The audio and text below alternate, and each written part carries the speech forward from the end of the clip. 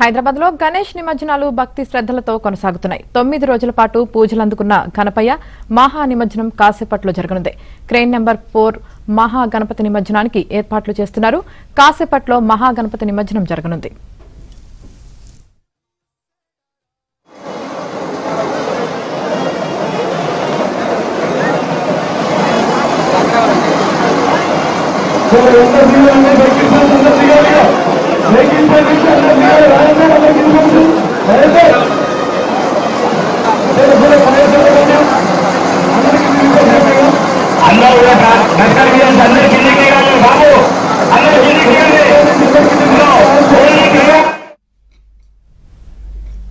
హైదరాబాద్లో గణేష్ నిమజ్జనాలు భక్తి శ్రద్ధలతో కొనసాగుతున్నాయి. అన్ని ఏరియాలు కూడా గణేష్ పప్ప మోరియా అనే నినాదాలతో మారుమోగుతున్నాయి. కాసేపట్లో మహా గణపతి నిమజ్జనం కూడా జరగనుంది. ఇక ఎంజే మార్కెట్ నుంచి నరసింగరావు, అలాగే చార్మినార్ నుంచి శశి కూడా అందుబాటులో ఉన్నారు. అక్కడ కోలాహలం ఏ విధంగా ఉంది, అక్కడ గణేషులు ఎంతవరకు వస్తున్నాయి, ఏంటి, ఇవన్నీ కూడా తెలియజేయడానికి అయితే అక్కడ నుంచి మా ప్రతినిధులు సిద్ధంగా ఉన్నారు. ప్రజెంట్ అయితే మనం ఎంజే మార్కెట్ వద్ద కోలాహలం ఎలా ఉంది, ఏంటి, ఎంతమంది భక్తులు అక్కడ ఉన్నారు, ఇవన్నీ కూడా తెలుసుకుందాం. నరసింగరావు, ప్రస్తుతం అక్కడ పరిస్థితి ఏ విధంగా ఉంది, అక్కడ కోలాహలంకి సంబంధించి పూర్తి సమాచారం ఏంటి?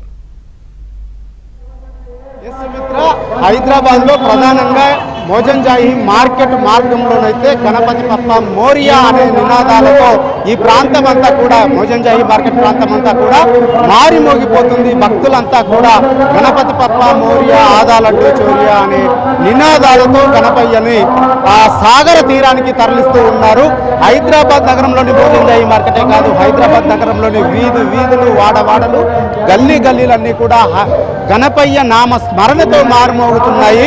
ఇప్పటికే ప్రధాన శోభాయాత్రల్లో ఒకటి ఖైరతాబాద్ వినాయకుని శోభాయాత్ర ఇప్పటికే క్రెయిన్ నెంబర్ 4 సాగర తీరానికి చేరింది. మరి కాసేపట్లోనే నిమజ్జన ప్రక్రియ, నిమజ్జన ఘట్టం పూర్తవుతుంది. ఇక మరో ప్రధానమైనటువంటి శోభాయాత్ర బాలాపూర్ నుంచి ప్రారంభమవుతుంది. ఈ శోభాయాత్ర మరి కాసేపట్లోనే ప్రారంభమవుతుంది. ఇప్పటికే అక్కడ లడ్డూకు సంబంధించినటువంటి వేలం ప్రక్రియనైతే దాదాపుగా పూర్తయిపోయింది. గత ఏడాది కంటే 4,99,000 రూపాయలు అదనంగా పలికింది. మొత్తంగా 35 లక్షలకు లడ్డు వేలం పాటలో లింగాల దశరథ్ గౌడ్ అనేటువంటి భక్తుడు దీన్ని దక్కించుకున్నారు. మరి కాసేపట్లోనే అక్కడి నుంచి ప్రధాన శోభాయాత్ర బాలాపూర్ నుంచి ప్రారంభమవుతుంది.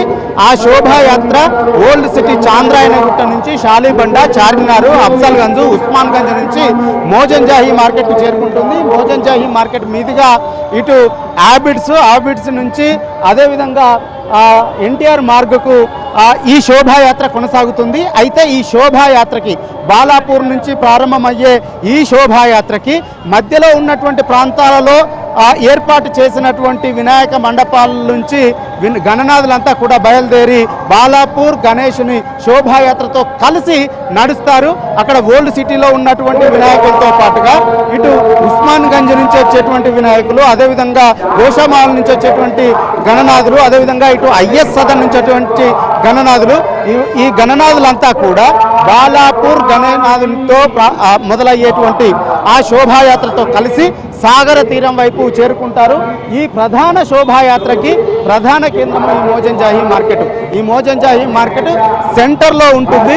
ఇటు ఓల్డ్ సిటీ నుంచి ఇటువైపే వస్తాయి విగ్రహాలు, అదేవిధంగా ఇటు ఐఎస్ సదను ఆబిడ్స్ నుంచి ఇటువైపుకే వస్తాయి. ఇటు కోటి నుంచి వచ్చేటువంటి అన్నీ కూడా ఈ మార్గం గుండానే నిమజ్జనానికి సాగర తీరం వైపు వెళ్తాయి. ఇటు గోషామహల్ నాంపల్లి నుంచి వచ్చేటువంటి వినాయక విగ్రహాలు, గణపయ్యలు కూడా ఈ మోజంజాయి మార్కెట్ గుండానే సాగర తీరం వైపు బయలుదేరి వెళ్తారు.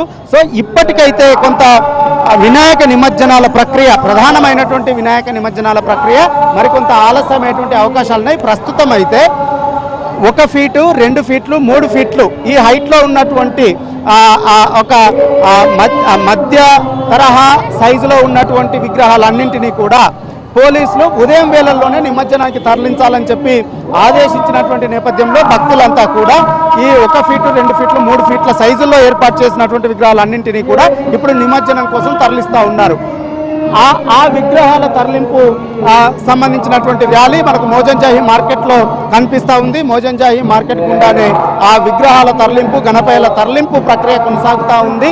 చిన్న చిన్న కార్లలో, టాటా ఏసీ వంటి వ్యాన్లలో, DCMల వంటి మధ్యతర వాహనాల్లో ఈ ఫీటు నుంచి 3 ఫీట్ల వరకు ఏర్పాటు చేసినటువంటి గణపయ్యలన్నింటినీ కూడా భక్తులు ఆ నిమజ్జనం కోసం సాగర తీరం వైపు తరలిస్తున్నారు.